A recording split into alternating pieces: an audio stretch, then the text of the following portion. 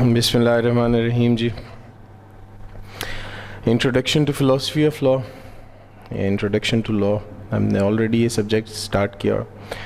आज हमारा इसके ऊपर 6th लेक्चर है और इसके अंदर हम डिस्कस करेंगे लीगल राइट्स। क्वेश्चन है हमारा,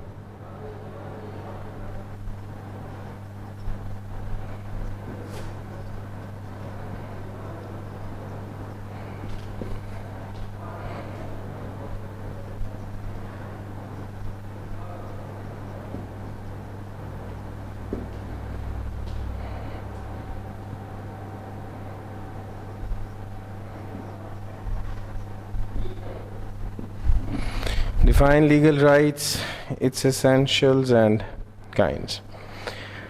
तो बेसिकली लीगल राइट स्टार्ट करने से पहले एक चीज़ जो समझनी ज़रूरी है, दैट इज़ राइट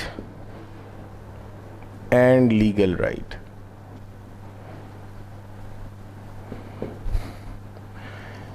कि firstly what is meant by right, right से क्या मुराद है। तो राइट से मुराद उर्दू तर्जुमे में जिसे हम हक कहते हैं, आपका कोई भी ऐसा हक, हाँ, जिसके साथ आपका कोई इंटरेस्ट इन्वॉल्व हो, यानी कोई भी ऐसा हक, कोई भी ऐसा राइट कि जिसके साथ आपका कोई इंटरेस्ट इन्वॉल्व है, या इसके अलावा कोई भी प्रिंसिपल, कोई भी रूल जो स्टेट की वजह से आपको मिल रहा हो, या यानी किसी स्टेट के सिटीज़न होने की वजह से आपको मिल रहा है, या वैसे उसके अलावा जस्ट बीइंग एन इंडिविजुअल या ह्यूमन बीइंग वो आप इंजॉय कर रहे हैं। तो राइट बेसिकली आपका इंटरेस्ट है। और legal right, when this right becomes enforceable by law, it becomes legal right. जब कोई भी राइट, कोई भी हक, उसको इन्फोर्सिबिलिटी मिल जाती है कानून की, तो वो राइट जो है इट बिकम्स लीगल राइट। यानी लीगल राइट हर वो कानून है कि जिसको आप किसी भी अदालत के अंदर जाके इन्फोर्स करा सकते हैं, जिसके लिए आपके पास लीगल रेमेडी मौजूद होती है, जिसकी इन्फोर्सिबिलिटी, जिसका निफाज कानून ने करवा के देना होता है। That right is basically legal right.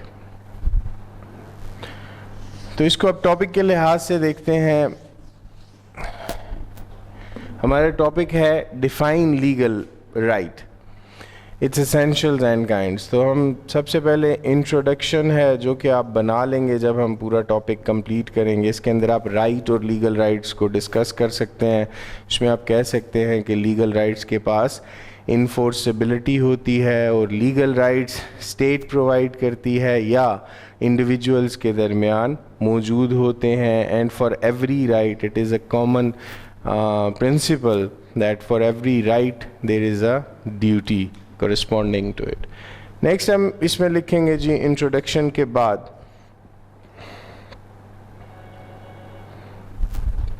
एक हेडिंग लिखेंगे, अकॉर्डिंग टू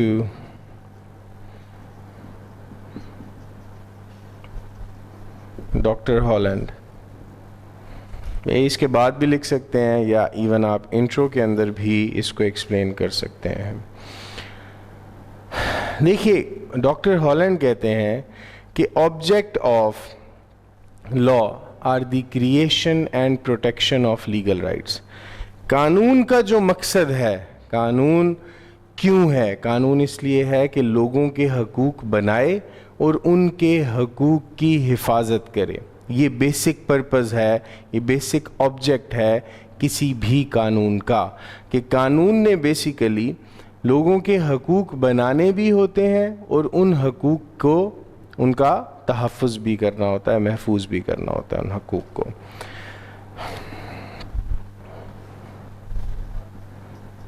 नेक्स्ट मीनिंग लिख लेते हैं एक,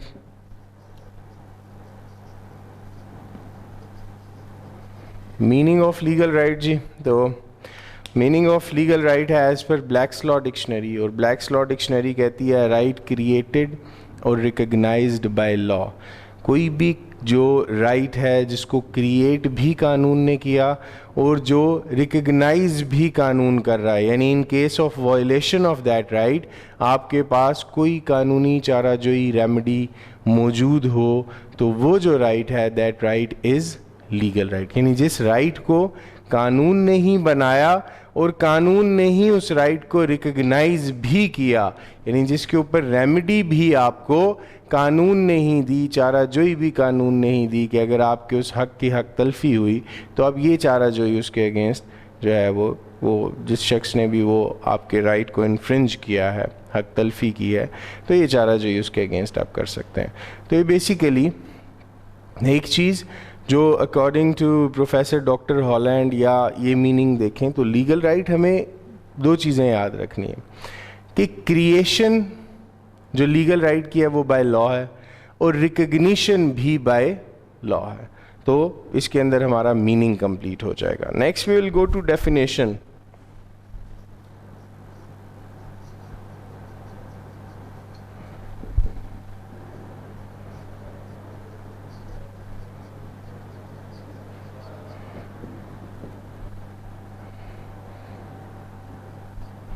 डेफिनेशंस ऑफ लीगल राइट्स सबसे पहले करेंगे जी डॉक्टर हॉलैंड की ही definition and how he explains legal right. वो कहते हैं right is a capacity residing in one man and controlling with the assent and assistance of the state the actions of the others. Doctor Holland कहते हैं कि right एक ऐसी capacity है जो किसी शख्स के पास मौजूद होती है, यानी राइट एक ऐसी चीज़ है जो एक शख्स के अपने पास मौजूद है, यानी ये उसके अंदर एक चीज़ मौजूद है, उसका एक हक है, यानी एक वेस्टेड चीज़ है जो उसने अपने पास रखी हुई है। और उस चीज़ की जो उस चीज़ के अंदर असिस्टेंस प्रोवाइड कर रही होती है जो चीज़, दैट इज़ स्टेट, कि स्टेट उस बंदे के उस राइट के हवाले से उसको असिस्ट कर रही होती है। मतलब स्टेट उस बंदे को उस राइट के हवाले से प्रोटेक्शन फराहम कर रही होती है। और वो प्रोटेक्शन किसके अगेंस्ट फराहम कर रही होती है?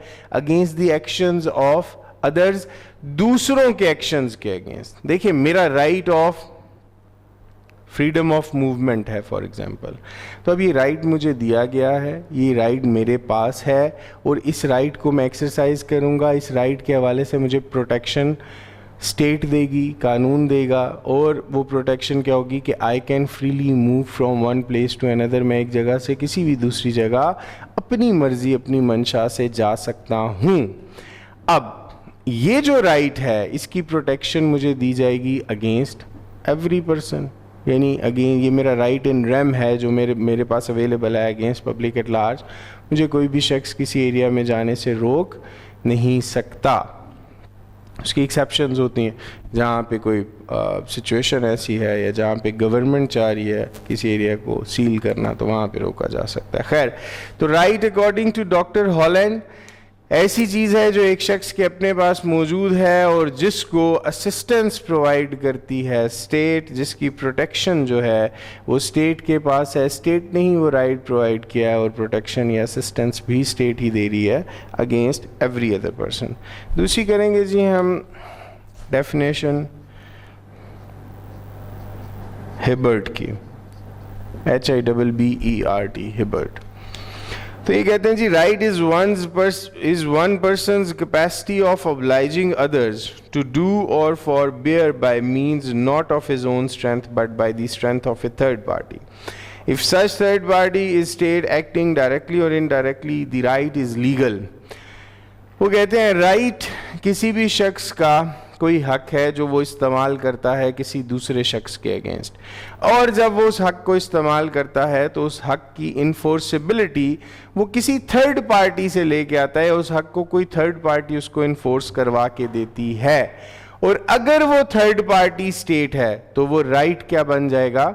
लीगल राइट बन जाए। यानी मैं एक हक इस्तेमाल कर रहा हूँ अकॉर्डिंग टू प्रोफेसर हिबर्ट, मैं एक राइट इस्तेमाल कर रहा हूँ अगेंस्ट यू, तो अब वो मेरा राइट है जिसकी एक्सरसाइज जिसको मैं कर रहा हूं अगेंस्ट सेकंड पार्टी, किसी आपके अगेंस्ट या किसी भी और शख्स के अगेंस्ट, और इन केस ऑफ वायलेशन मैं उसको इन्फोर्स कराऊंगा किसी थर्ड पार्टी के ज़रिए से।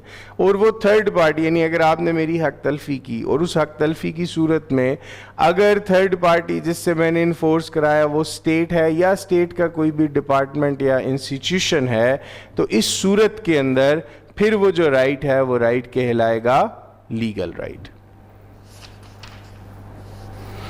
Next we will go to the parties. Next heading हमारी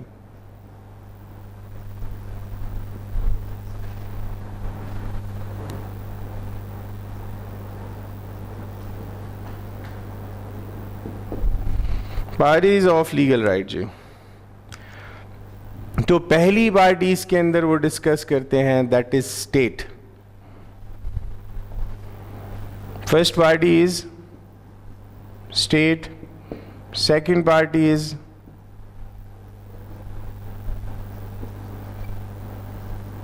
person who exercises the right third party is person on whom some duty is levied against that right। तो तीन पार्टीज हैं जी किसी भी राइट के अंदर। सबसे पहले हमने कहा स्टेट। स्टेट वो है कि जो कोई भी राइट प्रोवाइड कर रही है, किसी भी शहरी को कोई हक दे रही है थ्रू लॉ या किसी और मीन से।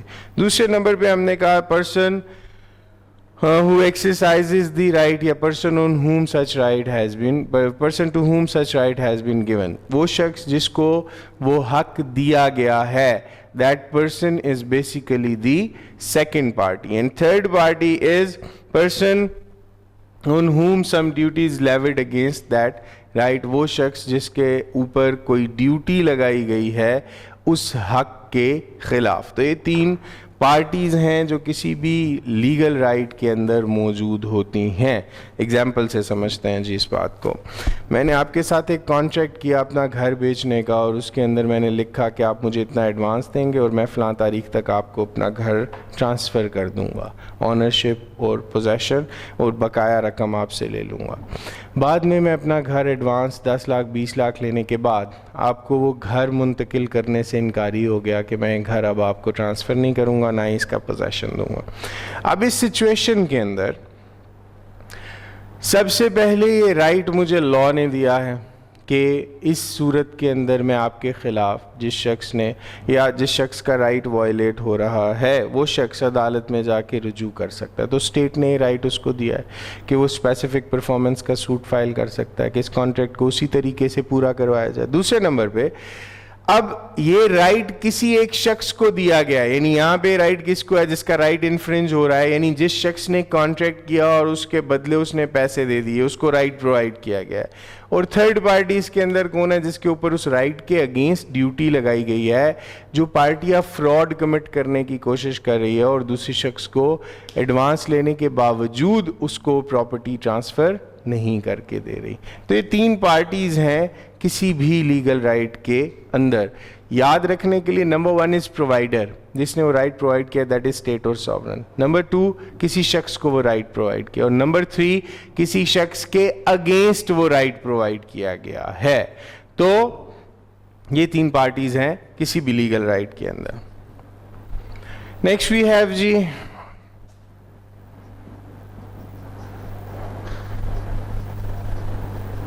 enforcement of legal rights। कि अब लीगल राइट्स को एनफोर्स कैसे करवाया जा सकता है। अगर मेरा कोई लीगल राइट है और उस लीगल राइट को इन्फ्रिंज किया जा रहा है, वायलेट किया जा रहा है, तो मैं अपना वो कानूनी हक कैसे इन्फोर्स करवा सकता हूं, कैसे पाबंद कर सकता हूं किसी शख्स को कि वो ये वायलेशन ना करे। Number 1, I can file suit for damages suit for damages क्या है जी, या डैमेजेस का क्लेम क्या है कि मैं कह सकता हूँ कि इस शख्स ने मेरा इतना नुकसान किया है, तो इसको पाबंद किया जाए कि उस नुकसान की मॉनेटरी कंपनसेशन, पैसे में उस नुकसान की कंपनसेशन जो मेरी बनती है वो सेस करके मुझे दिलवाई जाए। इस तरीके से मैं अपना हक इन्फोर्स करवा सकता हूँ। I can file suit for specific performance, दावा तामील मुख्तस इसको उर्दू में कहते हैं, कि मैं इन्फोर्स करवा सकता हूँ कि ये जो मैंने आपको पहले एग्जांपल दी कि इस तरीके से एक कॉन्ट्रैक्ट हुआ हमारे दरमियान, अब उस कॉन्ट्रैक्ट की वायलेशन हो रही है, तो फिर इस शख्स को पाबंद किया जाए कि उस कॉन्ट्रैक्ट की वायलेशन ना करे। अभी जो पहले मैंने आपको एग्जांपल दिए इसी हवाले से, तो वो जो सूट फाइल होगा वो क्या है, स्पेसिफिक परफॉर्मेंस, कि जिस तरीके से कॉन्ट्रैक्ट हुआ था अब इस शख्स को बाज किया जाए कि उससे मुनहरिफ नहीं हो सकता, और उस कॉन्ट्रैक्ट को इसी जिस तरीके से इसने मेरे साथ साइन किया उसी तरीके से फुलफिल करे। नेक्स्ट आप फाइल कर सकते हैं सूट फॉर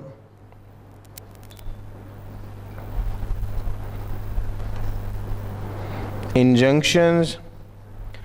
इंजंक्शंस होते हैं कोर्ट के ऑर्डर जी, जिसमें किसी शख्स को कुछ करने या ना करने का हुक्म दिया जाता है। इसकी काइंड्स हैं mandatory injunction, prohibitory injunction, temporary injunction. तो बेसिकली इसके अंदर इंजंक्शन में किसी शख्स को किसी काम के करने का या हुक्म दिया जाएगा या किसी काम से बाज रहने का हुक्म दिया जाएगा। तो ये 3 रेमेडीज हैं जो आप अवेल कर सकते हैं, यानी in case of legal right की इन्फ्रिंजमेंट है, किसी लीगल राइट को इन्फोर्स करवाना है अदालत के अंदर, तो डैमेजेस का क्लेम भी हो सकता है, स्पेसिफिक परफॉर्मेंस का भी हो सकता है, और अदालत से हुक्म इम्तनाई यानी इंजंक्शन भी ली जा सकती है। नेक्स्ट एक हेडिंग लिखेंगे जी हम इसके बाद, 6th हेडिंग के बाद,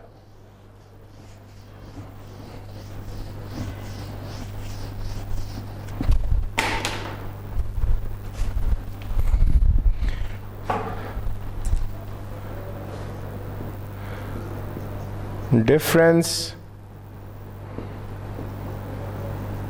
between right and legal right। Right और लीगल राइट में फ़र्क क्या है? तो राइट जो है, हमने स्टार्ट में लेक्चर में भी ये बात कही, right can be any principle, rule और इंटरेस्ट। कोई भी प्रिंसिपल जो आपको प्रिंसिपली जो चीज़ दी गई है, कोई भी ऐसा रूल कायदा बनाया गया है, उससे आपका कोई राइट एक्रू हो सकता है। पॉजिटिव मोरालिटी इवन, जो एक माशरे के अंदर जो सही गलत का जो कॉन्सेप्ट है उसके हवाले से जो आपको चीज़ प्रोवाइड की गई है, that can be your right. या किसी भी चीज़ में जो आपका इंटरेस्ट या फ़ायदा है, that can be your right. But when that right is enforceable by law, it becomes legal right. जब वो राइट कानूनी लिहाज से इन्फोर्सेबल हो जाता है, कानून की पुष्टपनाही हासिल हो जाती है, तो वो राइट क्या बन जाता है? लीगल राइट बन जाता है। तो this is the difference between right and legal right. Next इसके बाद लिखेंगे जी हम essentials.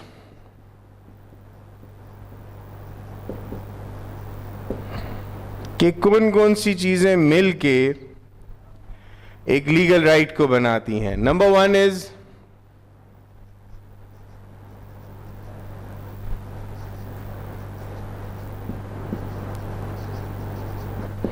Honour of the right.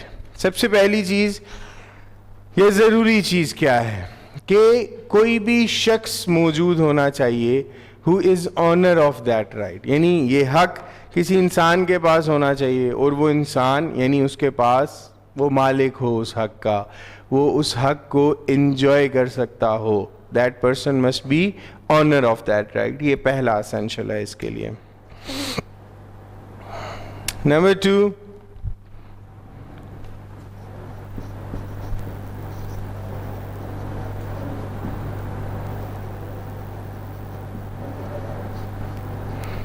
Against another person, यानी पहले तो एक शख्स हो गया जिसके पास वो हक मौजूद है, और अब वो हक उसके पास जो मौजूद है वो किसी दूसरे शख्स के अगेंस्ट मौजूद है। यानी एक चीज जो मैंने स्टार्ट में भी कही है, for every right there is a corresponding duty. हर हक के लिए तकरीबन किसी दूसरे की ड्यूटी मौजूद होती है, और ये जो राइट है, लीगल राइट, ये आपके पास अवेलेबल है अगेंस्ट सम अदर पर्सन, किसी दूसरे शख्स के अगेंस्ट आपके पास ये मौजूद है, यानी जिसकी ड्यूटी होगी आपके उस राइट के हवाले से। नेक्स्ट वी हैव जी कंटेंट ऑफ द राइट।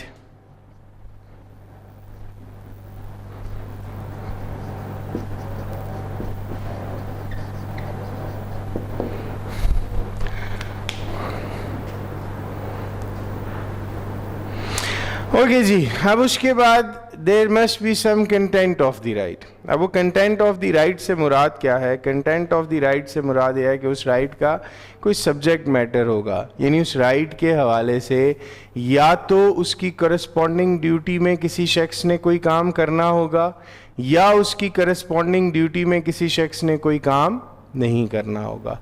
तो राइट का हमेशा there must be some object to the right, अगर ऐसे इसको समझें इजी करके। अब ऑब्जेक्ट से मुराद क्या है कि उस राइट के हवाले से उस राइट का कोई मकसद तो होगा ना उसकी इंजॉयमेंट के हवाले से। जैसे मेरा राइट है फ्रीडम ऑफ मूवमेंट का, तो अब ये राइट का ऑब्जेक्ट क्या है कि आई कैन फ्रीली मूव, और इसके करस्पॉन्डिंग ड्यूटी का ऑब्जेक्ट क्या है कि कोई भी मेरी फ्रीडम ऑफ मूवमेंट को as a general rule curtail नहीं कर सकता। तो ये इसका कंटेंट है कि उस राइट ने जो चीज प्रोवाइड की है उस शख्स को, that is basically content of that right. Next we have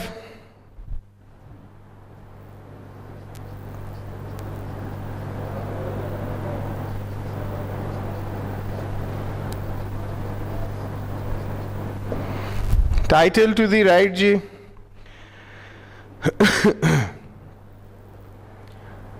okay जी, उसके बाद there must be some certain events कि जिसकी वजह से वो राइट या उससे रिलेटेड, अगर उस राइट से रिलेटेड कोई टाइटल है तो that title must be in the name of the owner of that right.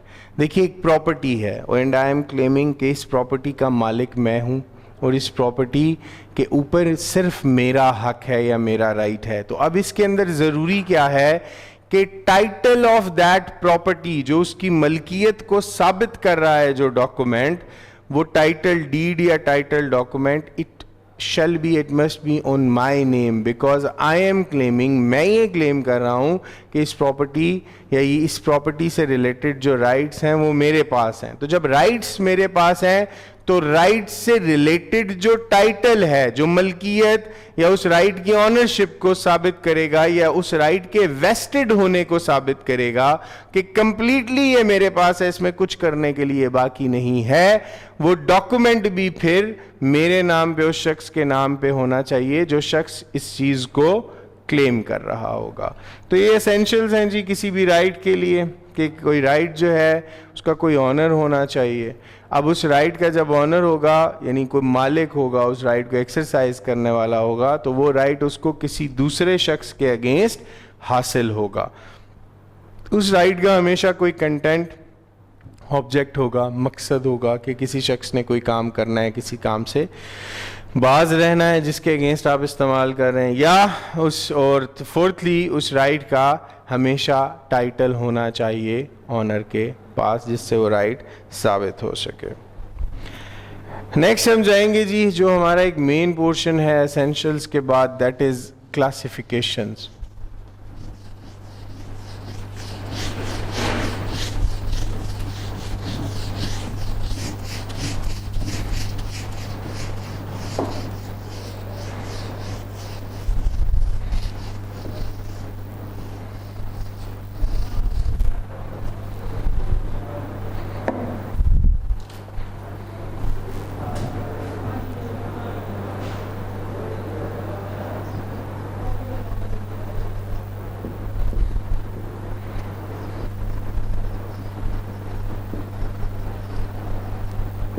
Classification of legal right जी, इसमें सबसे पहली जो कैटेगरी है वो हम करेंगे परफेक्ट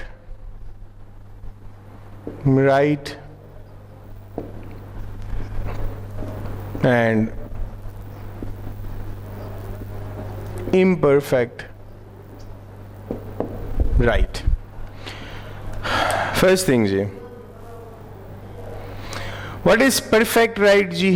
परफेक्ट राइट से मुराद कोई भी ऐसा कानून है, कोई भी ऐसा हक है which is recognised by law, जिसको कानून ने रिकग्नाइज किया है और कानून उसको इन्फोर्स करवा रहा है, दैट इज परफेक्ट राइट। दूसरे नंबर पे इम्परफेक्ट राइट कौन सा है? इम्परफेक्ट राइट वो राइट है, वो हक है which is recognised by law but not enforceable by law. यानी परफेक्ट राइट वो है जिसको रिकग्नाइज भी कानून करता है, यानी जो कानूनी हक है आपका, और जिसको आप इन्फोर्स भी करवा सकते हैं कानूनी तौर पे। ठीक है, वो राइट क्या है? वो राइट है आपका परफेक्ट राइट। इम्परफेक्ट राइट वो राइट है कि जो रिकग्नाइज तो है, जिसकी कानूनी हैसियत है, लेकिन अब वो इन्फोर्सेबल नहीं रहा, can not be enforced, not enforceable. तो वो राइट कौन सा है? Imperfect right. एक एग्जाम्पल रखते हैं दोनों बातें समझने के लिए। देखिए, मैंने किसी शख्स को उधार दिया, अब वो उधार वापस करने की जो तारीख हमारे दरमियान डिसाइड हुई, वो तारीख गुजर गई। वो तारीख गुजरने के बाद मुझे लिमिटेशन एक्ट ने एक टाइम पीरियड प्रोवाइड किया है कि जिस टाइम पीरियड के अंदर रहते हुए मैं अपना लोन उधार वापस ले सकता हूँ। वो टाइम पीरियड मैंने गुजार दिया और उस शख्स के अगेंस्ट सूट फाइल नहीं किया, तो वो टाइम बार्ड डेट, जो टाइम पूरा होने के बाद अब मेरा उधार है, अब वो मेरा राइट तो रिकग्नाइज्ड है कानूनी तौर पे, यानी मुझे कानूनी तौर पे ये रिकग्नाइज्ड राइट है कि मैं उससे अपने पैसे वापस ले सकता हूं, मेरा हक है उससे पैसे वापस लेना, लेकिन ये हक इन्फोर्सेबल बाय लॉ नहीं रहा, क्योंकि जितने टाइम पीरियड के अंदर मैंने वो सूट फाइल करके अपने पैसे वापस लेने थे, मुकदमा दायर करके, मैंने वो टाइम पीरियड गुजार दिया। इस वजह से ये राइट क्या बन गया? इम्परफेक्ट। जबकि परफेक्ट राइट इसी एग्जाम्पल में क्या है? मैंने किसी से पैसे वापस लेने हैं, रिकग्नाइज राइट है, और अभी टाइम पीरियड जो सूट फाइल करने का है वो नहीं गुजरा, तो ये राइट क्या बन जाएगा? परफेक्ट राइट के ये रिकग्नाइज्ड बाय लॉ भी है और ये इन्फोर्सेबल बाय लॉ भी है अभी तक, इस वजह से ये राइट परफेक्ट राइट है। नेक्स्ट करेंगे जी हम इसके अंदर परफेक्ट एंड इम्परफेक्ट राइट के बाद पॉजिटिव एंड नेगेटिव राइट्स। ये एक कैटेगरी है। दूसरी है जी पॉजिटिव राइट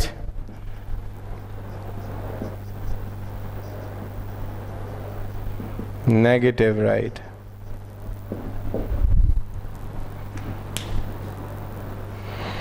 ओके जी, पॉजिटिव राइट क्या है? पॉजिटिव राइट है कि जहां पे कोई शख्स किसी दूसरे शख्स को कोई काम करने के लिए, अपना हक लेने के लिए कह सकता है।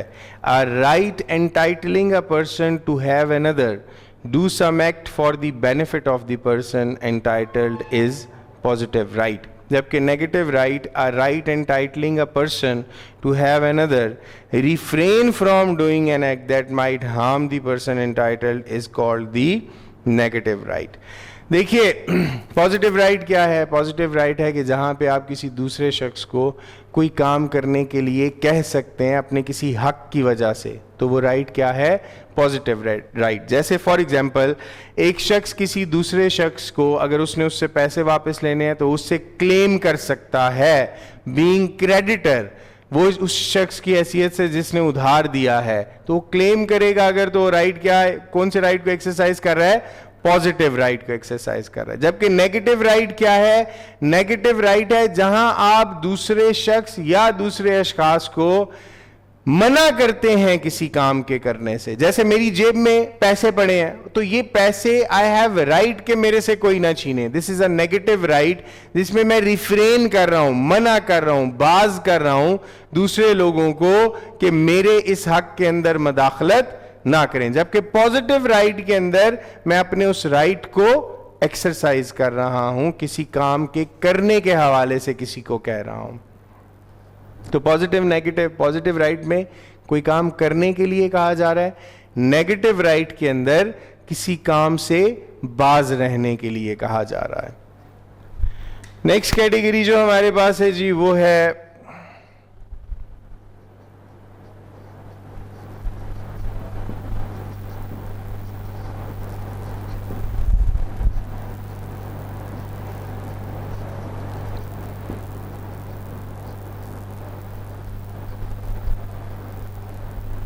right in rem and right in personam। What is right in rem ji? right in rem कहते हैं right available against public at large। ऐसा कोई भी हक जो आपको हर बंदे पूरी दुनिया के अगेंस्ट आपके पास मौजूद है, that right is right in rem। For example, I have money in my pocket, तो ये पैसे मेरे से कोई नहीं ले सकता, that is my right in rem। मेरी ऑनरशिप में कोई चीज है, उसके ऊपर कोई भी शख्स आके कब्जा नहीं कर सकता, that is my right in rem, कि वो हक मुझे हर किसी के अगेंस्ट हासिल है, that is my right in rem. जबकि what is right in personam? Personam कहते हैं अगेंस्ट पर्सन, तो राइट इन पर्सोनम क्या है? Any right which is available against some specific person, जो आपको किसी खास शख्स के अगेंस्ट हासिल होता है, that right is right in पर्सोनम। जैसे एक मकान मालिक है, उसने अपने किराएदार से किराया लेना है, that is his right in पर्सोनम। वो इन रेम नहीं है, वो हर किसी से जाके किराया नहीं हासिल कर सकता, वो सिर्फ और सिर्फ उस शख्स से जाके किराया हासिल कर सकता है जो शख्स उसका टेनेंट है, जो शख्स उसका किरायादार है, सिर्फ उससे अपना जाके किराया वसूल कर सकता है। इस वजह से उसका राइट इन पर्सोनम है। तो राइट इन रेम वो राइट है जो आपको अवेलेबल है अगेंस्ट पब्लिक एट लार्ज, और राइट इन पर्सोनम वो राइट है जो आपके पास अवेलेबल है अगेंस्ट सम स्पेसिफिक पर्सन, किसी खास इंडिविजुअल के अगेंस्ट। साइड पे आएंगे बाकी काइंड्स लिखने के लिए जी हम।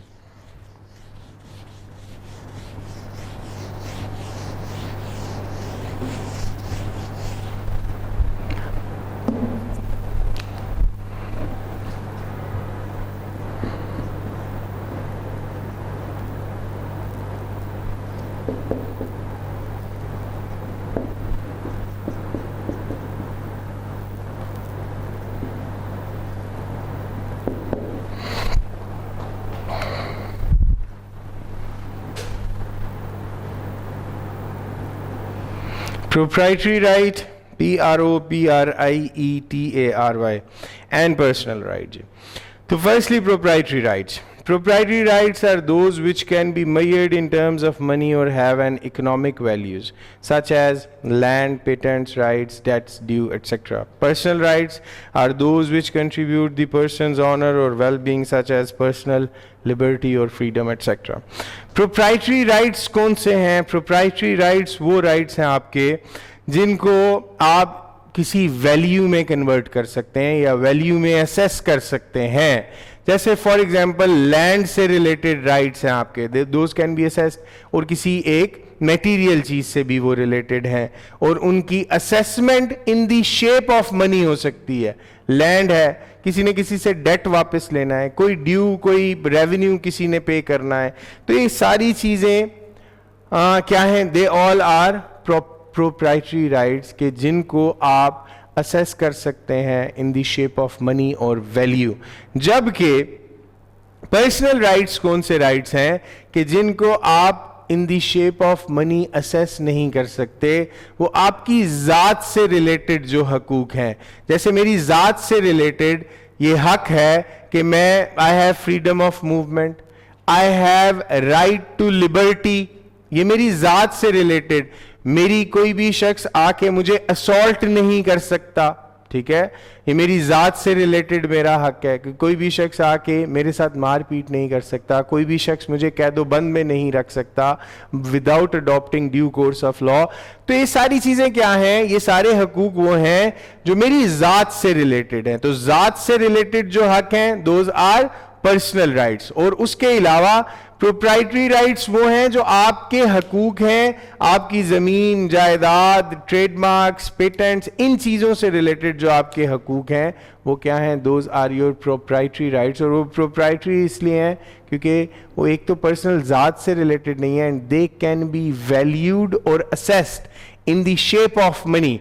उनको आप पैसे की सूरत में असेस कर सकते हैं कि लैंड है तो इसकी ये वैल्यू होगी, यानी उसकी वैल्यूएशन करना पॉसिबल है, इस वजह से वो प्रोप्राइटरी राइट्स हैं। नेक्स्ट वी हैव जी right in re propria and right in re-aliena. So firstly, what is right in re propria? Right in re propria is a right of enjoyment that is incident of full ownership of property. Rights in re-aliena are an easement of right in or over others' property. देखिए, right in re propria आपके वो rights हैं जो आपके पास available हैं in case you own sum property. तो जो आपकी अपनी प्रॉपर्टी, जो आपकी मलकियत है, उस प्रॉपर्टी के ऊपर जो आपके हकूक हैं अपनी जाती प्रॉपर्टी के ऊपर, वो कौन से हकूक हैं, राइट इन रीप्रोप्रिया। जैसे राइट ऑफ पोजेशन जो आपकी अपनी प्रॉपर्टी के ऊपर आपके पास है, right of use, right of enjoyment, ये सारे क्या हैं, right to lease that property, right to mortgage that property, ये सारे यानी राइट टू ट्रांसफर, ये सारे क्या राइट्स हैं, ये राइट्स हैं जो आपके पास अपनी जाती प्रॉपर्टी के ऊपर मौजूद हैं, जो आपको मिले हैं because of ownership of that property, कि आप उस प्रॉपर्टी के मालिक थे तो ये सारे हकूक आपको मिल गए। अब राइट इन री-एलिना कौन से राइट्स हैं, ये वो राइट्स हैं जो आप एक्सरसाइज कर रहे होते हैं किसी दूसरे की प्रॉपर्टी के ऊपर, जिसकी एग्जांपल क्या है, ईजमेंट राइट्स। ईजमेंट राइट्स क्या हैं, ईजमेंट राइट्स वो आपके हकूक हैं जो आपको हासिल होते हैं अपनी प्रॉपर्टी के ऊपर नहीं, किसी दूसरे की प्रॉपर्टी। जैसे राइट ऑफ वे है, आपके पास कोई अल्टरनेटिव रास्ता नहीं है, आपका घर है, सामने किसी का प्लॉट है, तो वो आपको रास्ता देने का पाबंद है, that is your easement right. वो अब आप अपनी जमीन के ऊपर तो रास्ता नहीं ले रहे ना, किसी दूसरे की जमीन के ऊपर आप वो रास्ता क्लेम कर रहे हैं और किसी दूसरे की जमीन के ऊपर राइट ऑफ वे एक्सरसाइज कर रहे हैं, तो वो राइट आपको अवेलेबल है ऑन समवन एल्स या on some other person's property, that is right in aliena. Okay, next we have जी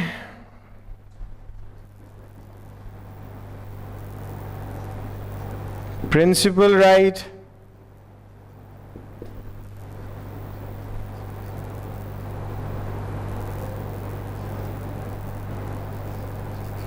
और दूसरा accessory right। तो principal rights are rights to which has been added a supplementary right in the same honor. Okay, secondly, accessory rights are supplementary rights that have been added to the main right that is vested in the same owner. देखिए, principal right आपका वो main हक है, वो main right है जो आपके पास available होता है, और प्रिंसिपल राइट अगर सप्लीमेंट्री राइट होंगे किसी चीज के अंदर तो ही किसी राइट को प्रिंसिपल राइट कहा जाएगा। राइट ऑफ ऑनरशिप है किसी प्रॉपर्टी से रिलेटेड, तो ये आपका प्रिंसिपल राइट है। उसके साथ साथ right of use, right of possession, right of enjoyment, right to transfer that property, ये सारे राइट्स क्या हैं, ये सारे राइट्स उस राइट ऑफ ऑनरशिप यानी प्रिंसिपल राइट की वजह से ये सारे एसेसरी राइट आपको मिले हैं जो उसके साथ शामिल हैं। जैसे फॉर एग्जाम्पल, एक शख्स ने किसी से उधार लिया, तो जो जब उधार लिया तो उसने उस शख्स को कोई प्रॉपर्टी मोर्गेज कर दी, रहन रखवा दी कि मैं तुम्हें उधार इतने अरसे में वापस करूंगा और अपनी प्रॉपर्टी आके तुम्हारे से वापस ले लूंगा, या कोई और चीज सिक्योरिटी की मद में रखवा दी, प्लेज करा दी, गाड़ी रखा दी, कुछ भी। अब इसके अंदर प्रिंसिपल राइट क्या है, प्रिंसिपल राइट है दैट अमाउंट, वो जो पैसा है, और एसेसरी राइट्स क्या हैं? वो मोर्गेज या प्लेज, जो चीज रखवाई गई बतौर सिक्योरिटी क्रेडिटर के पास के पैसे वापस करके तुम्हारे से वापस ले लूंगा। यानी प्रिंसिपल राइट हमेशा वो मेन चीज होगी जो किसी भी राइट के अंदर मौजूद है, और एसेसरी राइट्स उस मेन राइट की वजह से जो बाकी आपको छोटे छोटे हकूक मिल रहे हैं, those are your accessory rights. Next उस साइड से लिखते हैं जी, legal and equitable.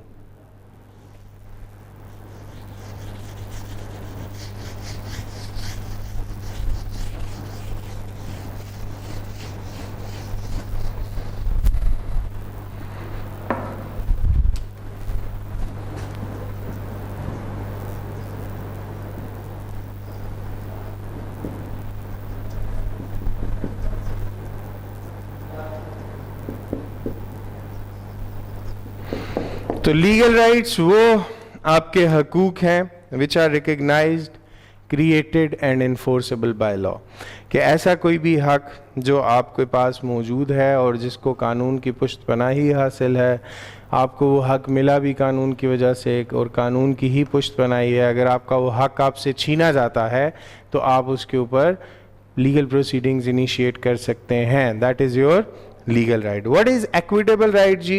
Equitable rights वो हैं कि जिनको रिकग्नाइज भी और जिनको इन्फोर्स भी एक्विटी कोर्ट्स कराती हैं या कोर्ट्स ऑफ चांसरी कराती हैं।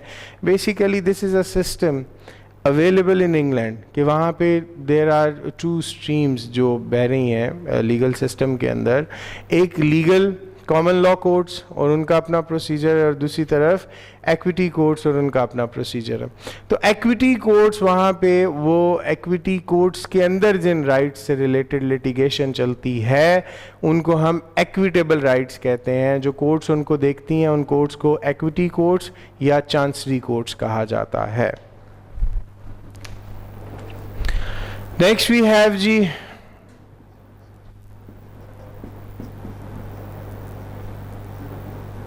primary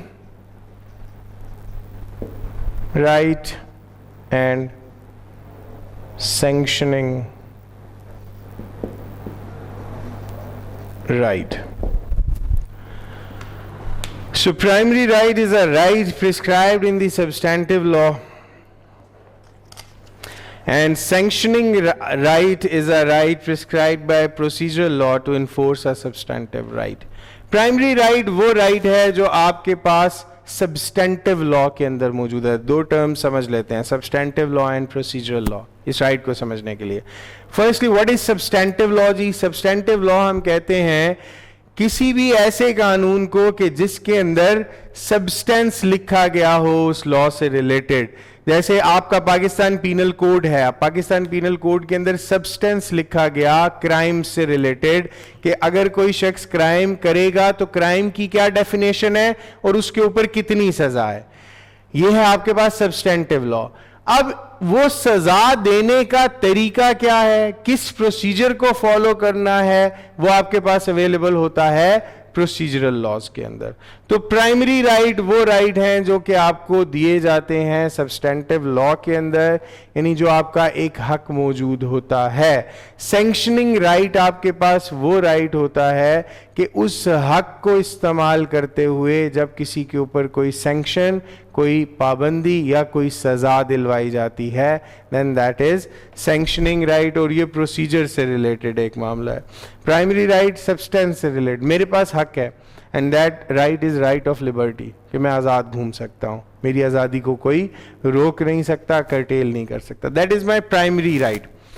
अब अगर उसको कोई शख्स आगे कर्टेल करेगा तो उस प्राइमरी राइट से related I have sanctioning right as well कि जिस शख्स ने मेरी उस आजादी को कर्टेल किया, मैं उस शख्स के अगेंस्ट लीगल प्रोसीडिंग्स इनिशिएट कर सकता हूं, उस शख्स को सजा दिलवा सकता हूं। That is sanctioning right available against my primary right.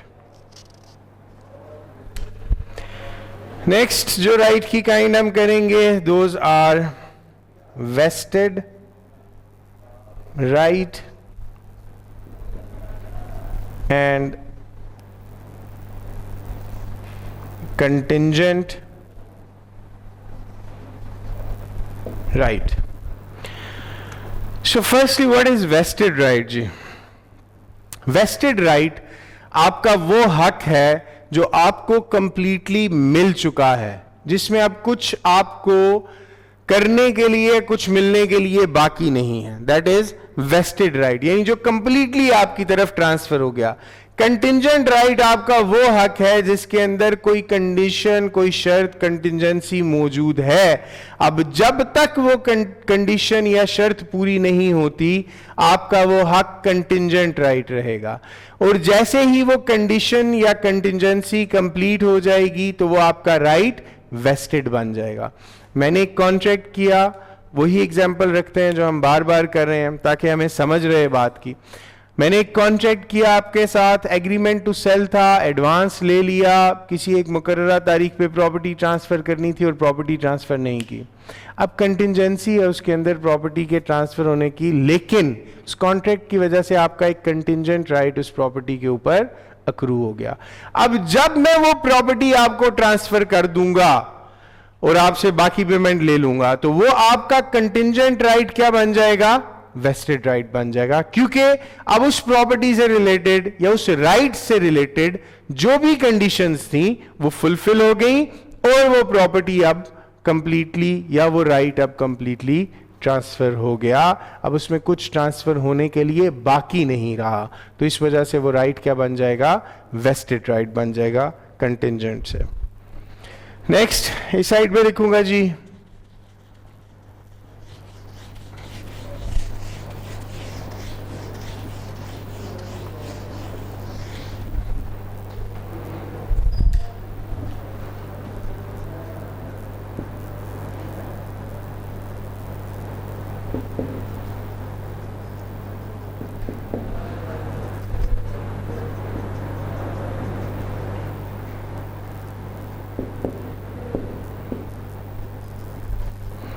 next we have the inheritable right and uninheritable rights.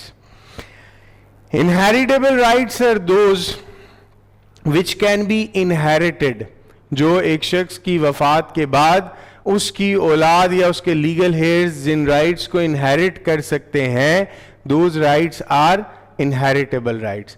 और जो राइट्स एक शख्स की वफात के बाद उसके लीगल हेयर्स इनहेरिट नहीं कर सकते, उनको विरासत में नहीं दिए जाएंगे, दोज आर अनइनहेरिटेबल राइट्स. देखिए, किसी शख्स का राइट है प्रॉपर्टी के ऊपर, वो उसका ऑनर है, वो मर जाता है, तो this is inheritable right. Property से रिलेटेड राइट था, वारिसान में इनहेरिट हो जाएगा, मुंतकिल हो जाएगा. लेकिन एक शख्स के ज़ाती राइट्स हैं, एक शख्स की फ्रीडम ऑफ मूवमेंट है, freedom of right to liberty है, राइट टू एसोसिएशन है, यानी जो उसकी ज़ात से रिलेटेड राइट्स है, वो हर किसी को अपने अपने तो मिले हुए हैं, लेकिन कोई भी शख्स उन राइट्स को किसी दूसरे से इनहेरिट नहीं कर सकता. वो आपके ज़ाती हकूक़ हैं और वो ज़ात के साथ ख़त्म हो जाते हैं, वो इनहेरिट नहीं हो सकते, विरसे में नहीं मिल सकते. Next we have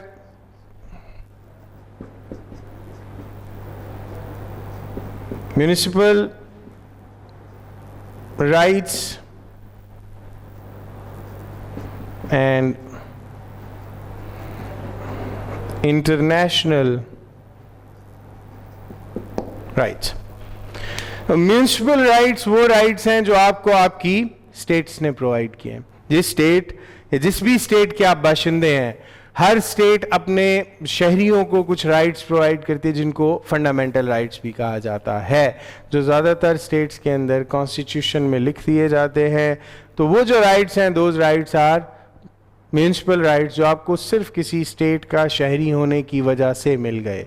international rights आपके वो राइट्स हैं जो being member of international community जो राइट्स आपको दिए जाते हैं, वो सारे के सारे राइट्स आपके इंटरनेशनल राइट्स में आते हैं. Next you have is public rights and private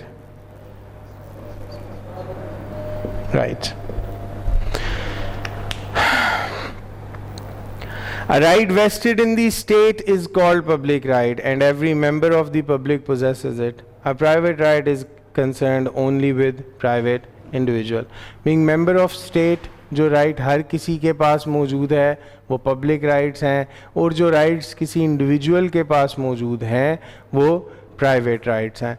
यानी जो राइट्स आपके पास किसी ख़ास एट्रीब्यूट की वजह से है, किसी ख़ास सिचुएशन या सर्कमस्टेंस की वजह से है, वो राइट आपका प्राइवेट राइट है, ज़ाती हक है. और जो राइट आपके पास पब्लिक एट लार्ज के पास अवेलेबल है, being member of any state या किसी भी वजह से, जो पब्लिकली हर शख्स जिस राइट को एक्सरसाइज कर रहा है वो पब्लिक राइट्स हैं. तो ये हमारी क्लासिफिकेशंस हैं ऑफ लीगल राइट्स. उसके बाद एक चीज और करेंगे, classification according to their objects. ये जनरल क्लासिफिकेशंस थी हमारी लीगल राइट्स की.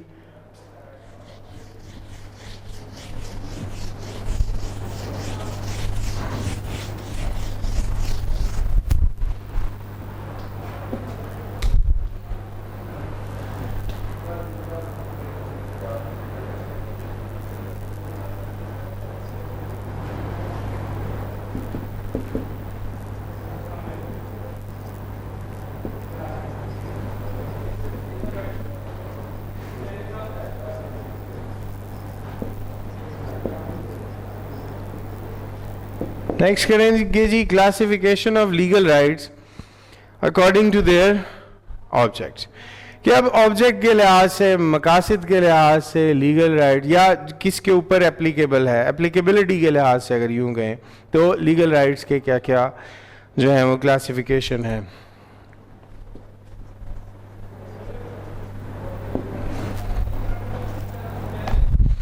पहला जी राइट ओवर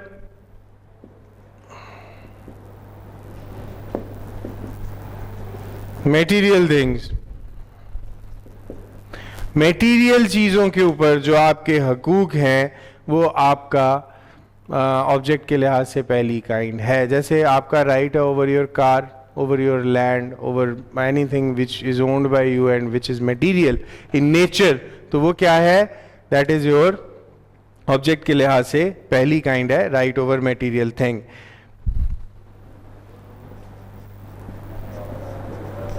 दूसरी है right over one's own person.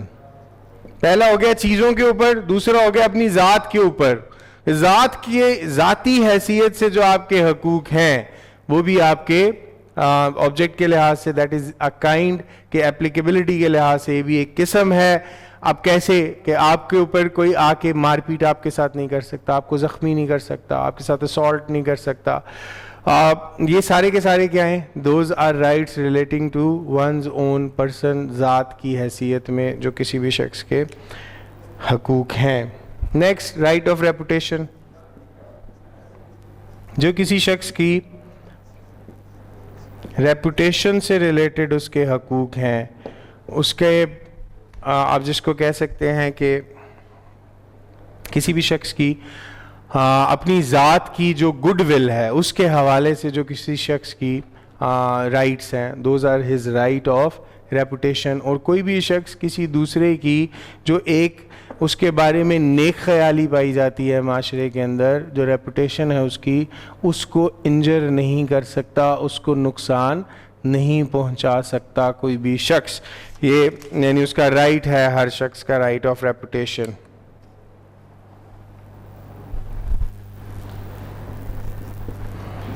Next is rights over immaterial property. तो immaterial property इसको ऐसे भी समझ सकते हैं मटेरियल इमैटेरियल को टेंजिबल एंड इनटेंजिबल के लिहाज से. टेंजिबल वो प्रॉपर्टी होती है to whom you can touch, और इनटेंजिबल वो है जिसको आप छू नहीं सकते. तो इनटेंजिबल या इमैटेरियल प्रॉपर्टी से रिलेटेड भी लोगों के राइट्स होते हैं, जैसे ट्रेडमार्क है, गुडविल है, even reputation is an intangible property किसी भी शख्स की. लेकिन रेपुटेशन उस सेंस में नहीं आती क्योंकि उसको आप you can not convert it into the shape of money, जबकि ट्रेडमार्क्स और गुडविल जो आपके उसके अलावा पेटेंट्स हैं, they all can be converted into money, इनको सेस या वैल्यूआइज किया जा सकता है। और इससे रिलेटेड भी लोगों के हकूक होते हैं, वो भी इसके अंदर फॉल करेंगे इसी क्लासिफिकेशन की काइंड में। नेक्स्ट एक लास्ट बात और कर लेते हैं, राइट्स टू सर्विस। सर्विसेज से रिलेटेड जो राइट्स हैं, आसान एग्जांपल रखते हैं, मास्टर और सर्वेंट के दरमियान एक कॉन्ट्रैक्ट है। अगर अब मास्टर और सर्वेंट के दरमियान अगर कॉन्ट्रैक्ट है तो उस कॉन्ट्रैक्ट के अंदर servant is bound to provide services to the master, और सर्वेंट अगर बाउंड है मास्टर को सर्विसेज प्रोवाइड करने के लिए, तो फिर इस सिचुएशन के अंदर जो सर्विसेज उसने प्रोवाइड करनी है अपने मास्टर को, इस सिचुएशन के अंदर ये राइट है मास्टर का कि उससे उन सर्विसेज को ले सकता है, वो जो सर्विसेज सर्वेंट प्रोवाइड करने के लिए पाबंद है। तो राइट टू सर्विस भी इसमें आ जाता है।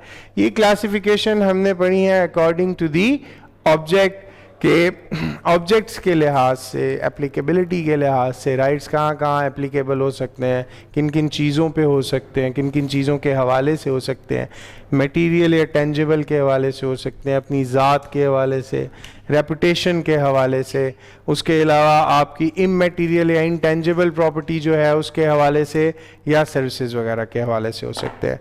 तो ये हमारा टॉपिक था जी आज का पहला topic, that is legal rights, उसके एसेंशियल्स, काइंड्स, और मुख्तलिफ लिहाज से हमने उसकी क्लासिफिकेशंस देखी।